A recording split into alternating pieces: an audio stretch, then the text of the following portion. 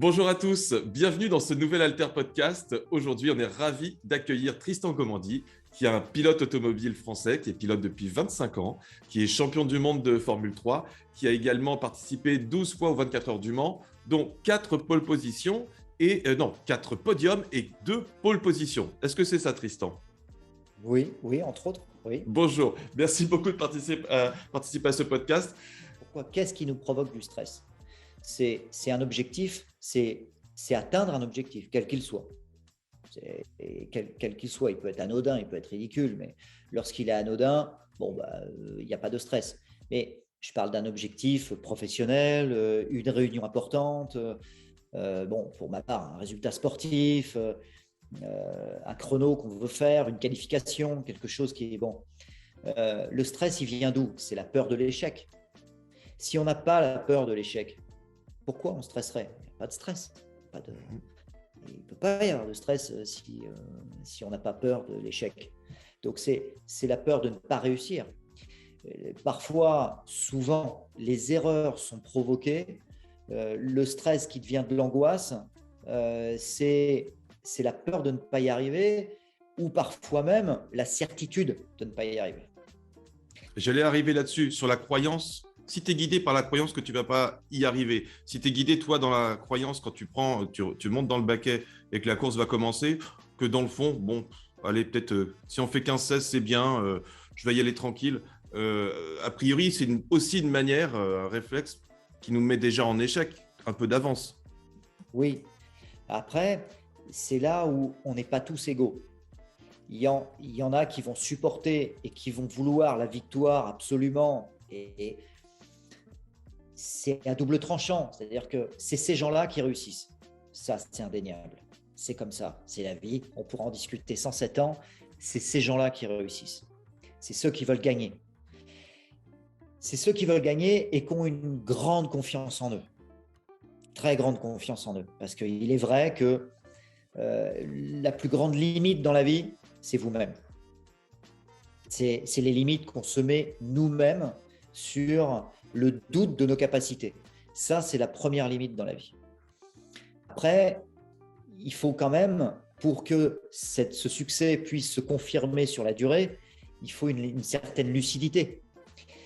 Le stress qui devient de l'angoisse, c'est quand même à un moment donné, quand je parle dans une entreprise, et c'est plutôt le domaine qui nous intéresse, c'est souvent le stress qui devient de l'angoisse et qui devient très négatif et qui nous fait imploser, c'est d'avoir des objectifs qui ne sont pas réalistes. On peut rêver dans la vie, mais à ce moment-là, l'objectif final peut être la Lune, oui, mais il faut avoir des process, un protocole, une stratégie qui fasse que vous avez des paliers à réussir pour aller atteindre la Lune. Si ces objectifs ne sont pas réalistes, vous allez passer votre vie à prendre la barre ou la porte dans la gueule. Et personne ne peut subir ça pendant des années ou pendant des mois. Et si on fait un parallèle avec ça dans l'entreprise, il y a souvent un problème, pour ma part, il y a souvent un problème managérial. Parce que lorsque vous subissez et que votre patron il vous met des objectifs pensant que c'est comme ça qu'on réussit, en mettant des objectifs très élevés, mettre la pression à ses équipes et machin, ça c'est un mythe. Et encore une fois, 9 fois sur 10, c'est une énorme connerie. Il faut mettre des objectifs qui soient réalistes. Et tout le monde, et la plupart des gens d'ailleurs, ne sont pas capables de subir très longtemps. Quand je dis très longtemps, c'est 3 mois, 4 mois, 6 mois, 1 an.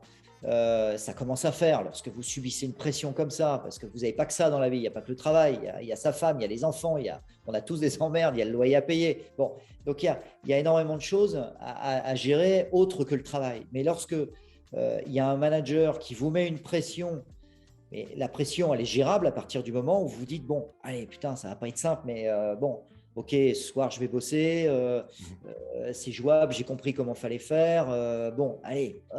Et à la limite, c'est un objectif que vous sentez atteignable et qui va vous motiver parce que vous allez faire un petit clic et vous savez que lundi, normalement, allez, c'est chaud, mais je vais y arriver, quoi, ça va le faire. Lorsque ça devient ingérable et très compliqué à vivre, c'est quand vous avez déjà un peu la conviction, à tort ou à raison, lorsque vous avez quasiment la conviction, vous êtes quasiment sûr que ce qu'on vous demande, vous n'y arriverez pas. C'est pas possible. Vous le savez, vous.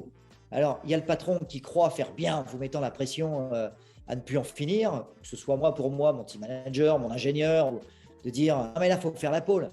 Alors, mais ouais, faire la pole, mais ok, mais là, ce soir, je te rappelle, on a 1,5 seconde des temps. Excuse-moi, mais moi, dans la nuit, je ne vais pas trouver 1,5 seconde. Enfin, bon, alors, tu prends du recul, tu l'exprimes, tu t'assois et tu dis non, mais là, il faut qu'on soit raisonnable parce que sinon, on va faire des conneries. Ou alors, tu dis rien et tu subis la pression. Et là, tu remontes dans la voiture le lendemain matin, tu te dis les mecs, ils veulent faire la pole, mais comment je vais faire? Mais non, tu ne la feras pas. Je veux dire, si tu pars, si tu sais et que ce n'est pas réaliste, il est évident que le pilote va monter dans la voiture, il va essayer d'inventer des trucs pas possibles, freiner 20 mètres plus tard et on va aller chercher la voiture dans le rail. C'est tout ce qui va se passer. Et c'est ce qui se passe généralement dans la vie de tous les jours. Donc, c'est la différence entre le stress qui va vous faire toujours mettre un petit peu plus que ce que vous feriez dans votre vitesse de croisière, qui, elle, est parfois même sympathique, puisque quand vous atteignez cet objectif, vous êtes content. Le lundi matin, vous arrivez un peu stressé, puis le lundi soir, vous rentrez, vous êtes content, fier de vous, parce que finalement, il y a un petit challenge et vous l'avez réussi. Bon pour la confiance en soi, oui. Exactement. Et ça va dans le groupe d'entreprise, dans le groupe, il y a une ambiance et c'est comme ça qu'on crée une espèce de spirale positive qui fait que, mais ça souvent c'est lié au manager. Est-ce qu'il est capable de comprendre où sont les limites un peu de chacun? Et alors Tristan, je reviens un tout petit peu en arrière. Tout à l'heure, tu parlais d'une entreprise avec un manager, un dirigeant qui dit voilà, il faut qu'on aille sur la Lune. Et tu rappelais en effet que s'il n'y a pas des pas, on va dire des étapes ou une stratégie, ça peut être motivant réellement à terme pour personne, parce que dans le fond, ça semble comme ça impossible. Si on ne sait pas comment y arriver, ça semble impossible. Est-ce qu'on pourrait dire, quelque part, enfin c'est l'idée que j'amène, est-ce qu'on pourrait dire que finalement, aller sur la Lune, c'est la vision, tu sais, dans ce cas-là, que ton dirigeant ou ta dirigeante, son objectif final, c'est d'aller sur la Lune, et que dans le fond, ces objectifs à plus court terme, les pas, c'est ce qu'on va appeler les objectifs. Premier objectif, premier pas, il est atteignable, tout le monde est motivé, mais tout le monde sait qu'après, il y aura un deuxième, un troisième, un quatrième, mais qu'à terme, la vision de cette dirigeante pour l'entreprise, c'est d'atteindre la Lune. Est-ce qu'on peut faire comme ça cette dissociation? Il y a la vision, c'est un peu loin, peut-être parfois encore un peu flou, on ne sait pas encore comment y aller, mais en attendant, on a la stratégie et les objectifs à court terme qui, eux, doivent être très calés, très précis, très réalistes, pour revenir sur ce que tu disais. En fait, on pourrait, c'est une réflexion très personnelle, dans le sujet de base qui est la gestion du stress. On pourrait penser qu'on s'éloigne, mais en fait, pas du tout du sujet, parce que si, c'est très simple à comprendre, si moi, mon parallèle, c'est de dire on va gagner, faut qu'on gagne dimanche soir. Dans l'entreprise, c'est de dire moi, je veux faire dans 2 ans, moi, je veux qu'on fasse 100 millions de chiffre d'affaires. L'entreprise, elle en fait 500 000 aujourd'hui. Si on prend uniquement cette information-là, de dire moi, je veux aller sur la Lune. Et un très bon exemple, on va prendre Elon Musk. Il y a 15 ans, s'il avait dit « Moi, je vais faire mes fusées et c'est moi qui vais travailler pour le gouvernement américain ». Non mais 100% des gens auraient dit « Alors lui, il faut l'interner. Lui, il est drôle. C'est un mec drôle. Il y a un farfelu. Voilà, c'est un mec… ouais, c'est drôle. » Mais les mêmes objectifs. Si la personne qui est meneur de tout ça, il y a l'objectif, il le présente. Mais il présente la manière d'y arriver, ça n'a plus rien à voir. Le stress n'est plus du tout le même. On arrive sur un circuit, on fait les premiers tours de roue, l'objectif est de gagner. On veut gagner dimanche soir, on veut gagner. Grosse pression, c'est important, il faut gagner. On fait les premiers tours de roue, on est à 2 secondes de détente. Là, alors, il y a 2 manières de le voir. Souvent, les gens réagissent de 2 manières. Dire, bah non, mais là, c'est mort. Le week-end, il est mort. Alors, tu as des gens qui réagissent comme ça. Tu dis, bah, c'est mort. c'est mort, ils partent en crise. Et là, on n'arrive plus. Si on arrive, et ça souvent a été mon rôle, de dire, bon les mecs, attendez, bon, la caisse, elle est à l'envers, il y a 2-3 trucs, on va reprendre les bases, et puis on met un protocole d'essai. Et petit à petit, on remet la caisse à l'endroit. Puis finalement, de 2 secondes, on a 1 seconde et demie. Et puis après, c'est 1 seconde. Et puis après, c'est 8 dixièmes. Puis 6 dixièmes. Puis finalement, après, on s'aperçoit, bah merde, ça devient possible. Mais c'est ces process-là. Les process et la manière dont vous allez présenter les choses et la manière dont ça peut être la démarche mentale et puis le protocole que vous allez mettre en place, c'est lui qui va franchement être une grande partie de la gestion du stress et de la réussite de l'objectif. Et si il ne vous est pas donné par l'extérieur, moi, ma manière de gérer beaucoup de stress comme ça, c'est quand même step by step, de ne pas aller voir trop loin devant quand l'objectif est trop haut. Il faut éviter de le regarder. Et ça va dans les 2 sens avec les gens qui ont le vertige. Quand on a peur du vide et qu'on est à 20 mètres de haut, c'est pas très malin de regarder le vide. Il faut se concentrer sur ce qu'on a à faire. Et ce qu'on a à faire, c'est de marcher sur les petites marches qui sont là lorsque vous faites de l'acrobranche et de faire attention. Je dis ça pourquoi? Parce que ça me concerne. J'ai le vertige. Ma fille adore l'acrobranche.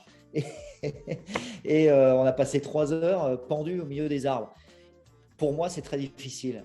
Et j'ai vraiment le vertige avec les jambes qui flagellent un peu.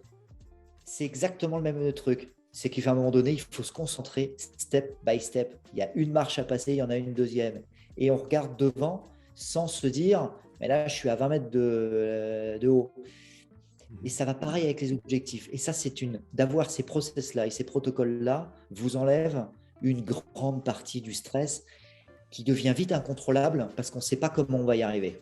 Et si on parle de gestion du stress et qu'on reprend ton exemple de l'acrobranche, ça veut dire que tu as moins de stress à gérer si tu te focuses sur le prochain pas, la prochaine planche, puis après tu as moins de stress à gérer parce que c'est l'autre planche, plutôt que le stress global de se dire je suis à 20 mètres et il y a 30 planches sur lesquelles marcher. Bref, ça veut dire que là tu as un stock de stress à gérer qui est vraiment important. Si je comprends bien, hein, tu me dis, hein, mais a priori, toi, ton fonctionnement, c'est de réussir à te focus sur le stress plus petit d'un objectif qui est plus petit. Puis après, un autre stress plus petit sur un autre objectif plus petit, ce qui te permet, on appelle ça de la gestion en l'occurrence. Hein. Au final, tu auras eu peut-être une même dose de stress, sauf que tu arrives à la segmenter pour pouvoir la gérer au fur et à mesure. Ah, c'est tout à fait ça. C'est-à-dire que j'ai un exemple à vous donner, mais qui est très très concret et qui est la preuve de ce qu'on est en train de dire. Mais ce sera pas à la fin, ce sera pas le même stress. Ce qu'il faut éviter de passer, c'est le niveau de stress qui devient négatif, qui vous fait perdre de la lucidité. Si vous regardez chaque objectif l'un derrière l'autre et la méthode des petits pas, la méthode japonaise du petit pas, vous voulez aller très très loin, il y a 40 000 km à faire. Si demain matin vous dites je dois faire le tour de la Terre à pied, c'est impossible. Évidemment, vous voyez les 40 000 km, mais un pas après l'autre, un pas après l'autre, ça prendra le temps qu'il faut, mais vous finirez par avoir fait le tour de la Terre. Là, c'est exactement pareil. Si vous prenez chaque pas, chaque jour, vous allez avoir un niveau de stress. Chaque objectif, vous allez l'atteindre. Votre stress, il ne va pas dépasser, je veux dire, de 0 à 10. Vous allez avoir un stress de 3, 4, qui est gérable tous les jours. Et finalement, vous pourrez avoir fait le tour de la Terre en marchant sans jamais avoir dépassé un niveau de stress de 3 ou de 4. Si vous commencez à réfléchir dès le départ à faire le tour de la Terre, vous êtes à 10 niveaux de stress. Donc, c'est pas, finalement, ce n'est pas une addition du stress de dire le stress que tu avais au début, tu le segmentes et puis à la fin, tu as… Non, finalement, tu n'atteins jamais un niveau de stress qui te fasse perdre les pédales. C'est ça la grande différence. Et pour vous dire, pour l'exemple qui est très concret, lorsque j'ai gagné la Coupe du Monde en F3 à Macao. C'était un objectif rêvé de tous les pilotes. C'est bon pour les initiés, bon, les Schumacher, tout ça. Enfin, c'est vraiment un objectif très très important puisque 9 pilotes sur 10 qui gagnent cette Coupe du Monde à Macao, qui était très 20 en F1. Enfin voilà, c'est vraiment le regroupement des meilleurs pilotes du monde. Voilà, bon. Les circonstances ont fait que 3 tours avant la fin, c'était quelque chose, c'était un objectif que j'osais pas trop l'avoir. Je me le suis jamais avoué. Je voulais pas me mettre de stress, donc je voulais pas. Je me suis toujours contenté, step by step, chaque séance d'essai, me concentrer sur le moment présent pour ne pas faire d'erreur, mais surtout pas regarder trop loin parce que tout de suite j'étais submergé par l'événement et le stress. 3 tours avant la fin, et la course était longue. 3 tours avant la fin, les circonstances ont fait que je prends le lead et je deviens le leader de cette course. Et vous en prenez conscience, je peux vous dire, assez rapidement, parce qu'il n'y a plus personne devant vous et vous êtes en train de réaliser que vous êtes en tête du Chupa du monde. Et quand vous avez 19 ans et qu'on ne vous a pas appris à faire de la gestion de stress, là, vous dites, mais qu'est-ce que je vais faire? C'est moi, et je me confie un peu, mais moi, ça a été la pire chose. Je me suis dit, si je fais une erreur, je me la pardonnerai jamais. Parce que des opportunités comme celle-là, elles vous arrivent peu de fois dans la vie, je pense. Et j'ai eu tout de suite ce protocole qui a été de me dégrader et de me dire, bon, chaque virage. Et je me suis dit, lorsque moment j'ai commencé à être leader de la course, je me suis dit, bon, virage par virage. Et il y en avait quand même, je crois, 26 ou 27 par tour. Donc, ça fait un paquet de virages en ville, très vite. C'est ce que j'allais dire. C'est un circuit à peu près qu'on peut comparer un peu avec Monaco. C'est-à-dire, si tu te oui, loupes, tu es sûr que… Ouais, 3 fois plus grand que Monaco, puisque le circuit fait 8 km. Avec la vieille ville, ça allait très vite et donc plus compliqué que Monaco. Mais pour faire un parallèle pour les gens, effectivement. Et chaque virage, pour moi, était devenu un objectif. Chaque virage. Vu que je savais exactement ce qu'il fallait faire dans chaque virage, à chaque moment, je le savais. Mais ce qui m'est paru insurmontable, c'est les 3 tours qui me restaient. Être vite, rester devant, être champion du monde. L'objectif m'a paru insurmontable le moment où j'ai doublé le premier. Et je me suis dit, la seule solution, ok Tristan, ok, virage par virage. Et à un moment donné, quand j'arrivais dans chaque virage, je me suis dit, là, ça freine à 100 mètres. Boum, deuxième vitesse, bam, bam, bam, bam, hop, ça passe là, là, je fais comme ça, là, j'arrive là, hop, ça freine là, je fais ça. Et il ne faut pas croire, je me suis dit, si je fais ça, est-ce que je ne vais pas être trop lent? Je réfléchis trop parce que c'est beaucoup d'instinct, parce que ça va tellement vite que je me suis dit, je ne vais pas être performant, mais ok, c'est comme ça, ou je sentais que j'allais faire une erreur. Et finalement, cette méthode de step by step a fait que dans le premier tour où j'ai commencé à faire ça, j'ai pris le record du tour. Il y avait quand même 27 tours, il y avait 40 voitures sur la piste. Et le moment où je me suis mis à réfléchir comme ça, et tout était extrêmement réfléchi, avec évidemment, et vous imaginez bien la concentration qui va avec, mais c'était la méthode des petits pas. Pour m'enlever le stress, ça a été ma seule méthode, mon échappatoire, ça a été de réfléchir à chaque step, chaque virage. Et bien finalement, j'ai fait le record du tour en faisant ça. Donc ça ne m'a pas empêché la performance, au contraire, j'ai mis 3 secondes au deuxième et on a été champion du monde. Pour moi, c'est une des méthodes lorsqu'il y a des difficultés, c'est de raccourcir les échéances, raccourcir les objectifs. Et lorsque l'objectif vous paraît trop gros, c'est de se mettre des intermédiaires perpétuellement. Et ça vous rend les choses 1000 fois plus vivables. Il faut pas. C'est toujours un problème d'objectif. Lorsque l'objectif est trop gros, ça se passe pas souvent bien. Ou en tout cas, après, il y en a qui arrivent très bien à le gérer et qui voient, je veux être champion du monde, mais c'est pas vrai. lorsque vous regardez les interviews souvent des athlètes, un pilote qui est champion du monde de Formule 1, ou lorsque vous lui parlez à mi-saison, il y a, les pilotes qui y arrivent, ils ne sont pas en train de se dire « je vais être champion du monde à la fin de l'année ».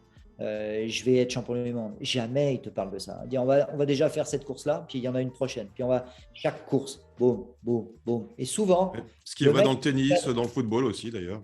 Enfin, dans les interviews, c'est ce qui ressort à chaque fois d'ailleurs. Très, très souvent. Et l'athlète, parce que c'est un process pour éliminer le stress qui devient ingérable. Et il y a très peu, j'en connais pas beaucoup d'autres, il y a très peu de protocoles mentaux qui vous permet de prendre un peu de recul et de se donner à chaque fois des objectifs réalisables. Alors, je note, puis on va terminer là-dessus, mais alors c'est vraiment passionnant.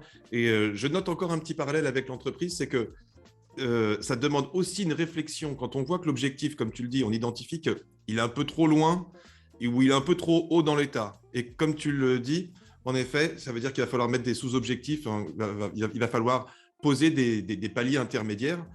Ça demande aussi une certaine réflexion. Et là aussi, ça nécessite ou d'être en distance, ou en tout cas une réflexion suffisamment puissante, ou de faire appel à un peu de distance pour soi-même, de faire appel éventuellement à des ressources externes qui peuvent être des collaborateurs, etc.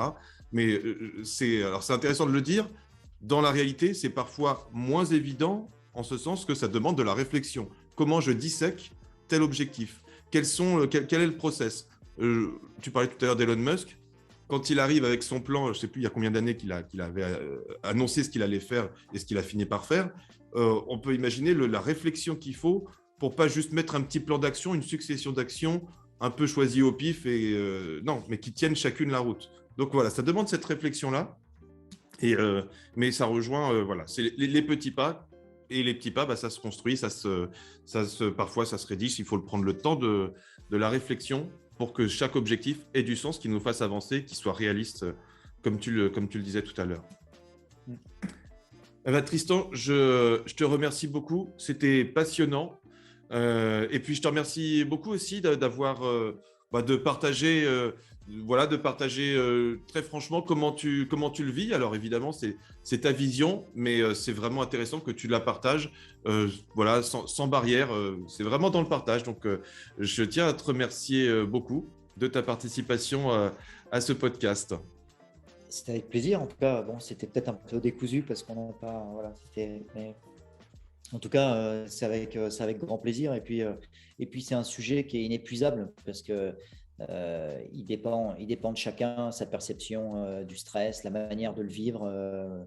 J'ai connu des pilotes qui, finalement, c'est vrai, n'avaient pas trop de stress, n'avaient pas trop cette problématique, qui naturellement, il y a des gens, il faut accepter qu'on est tous différents. Moi, je suis plutôt un anxieux, moi. Donc, c'est des process et un protocole avec une vision que j'étais finalement contraint. C'était un paramètre extrêmement important chez moi à gérer. Il a fallu que je trouve des solutions et des protocoles en face parce que je suis plutôt d'un naturel anxieux. Donc, c'est un sujet que je connais bien et j'ai cherché, pour mon bien-être déjà d'abord, hein, mais c'est un sujet qui est très très important et on le voit aujourd'hui, en tout cas où qu'on habite, hein. J'habite en région parisienne, mais évidemment on voit bien que les gens de plus en plus souhaitent changer de vie, stoppent leur carrière, décident et bon, il n'y a pas de jugement, mais bon, la plupart du temps, c'est pas forcément c'est pas toujours un succès. C'est très difficile de changer de vie. Et souvent, c'est une fuite plus qu'une vraie volonté de changer de vie. C'est une fuite parce qu'on ne supporte plus la vie qu'on a aujourd'hui et on la supporte plus la plupart du temps, 9 fois sur 10, c'est pas pour dire 99% du temps, c'est un stress, hein. C'est un stress, une vie, quelque chose qui nous échappe complètement. Et c'est pour les raisons, je pense, qu'on a évoquées là, des objectifs, une vie qui ne nous appartient pas et qu'on subit, le fait de subir. Et à un moment donné, il faut quand même arriver à reprendre le lead de ces objectifs, de ces envies et d'arriver à trouver du plaisir. Et souvent, le plaisir, il passe par des petits succès, les effets de cliquet dont on a parlé pour pouvoir vivre les choses correctement et avoir au minimum régulièrement des des succès et des raisons d'être heureux et fier de son travail ou des succès qu'on a pu avoir, aussi petits soient-ils, chaque jour dans son travail. Ben, ce sera le mot de la fin. Merci encore. Merci Tristan. Et puis, on va se retrouver donc la semaine prochaine pour un nouveau podcast avec un autre invité. Voilà, merci beaucoup et à très bientôt. Merci à vous.